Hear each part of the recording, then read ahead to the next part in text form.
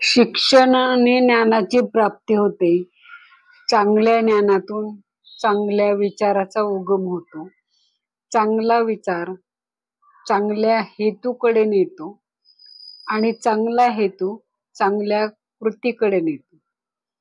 चांगल्या कृतीने विकास साधला जातो. पण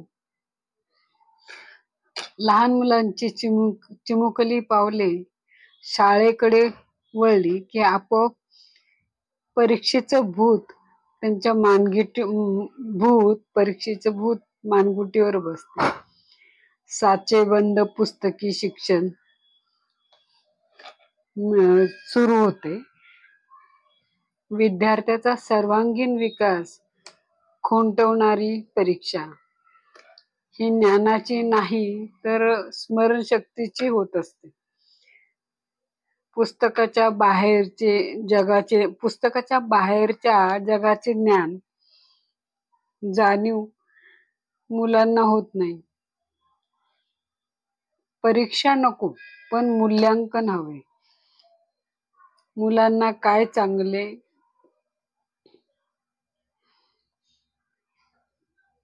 चांगले वाईट याची निवड किंवा त्याचा कल कसा आहे हे पण बघितलं पाहिजे.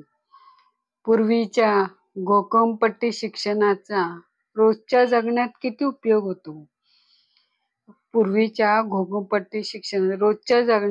उपयोग होतो. धडे आणि प्रश्नोत्तर पाठ करून आणि गुणांची चढत तेवढी होते आणि लागलेल्या नंतरच्या आयुष्यात याचा कितपत उपयोग होतो याचाही विचार केला पाहिजे. जगण्याचे व्यवहार फार वेगळे असतात. शिक्षणाने आयुष्याच्या परीक्षेत उत्तीर्ण होण्याची कौशल्ये विद्यार्थ्यांना दिली तर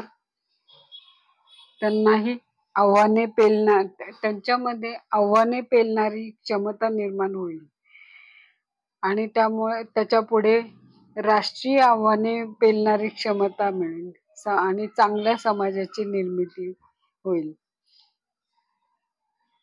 आणि चांगली समाज निर्मिती साकार होईल.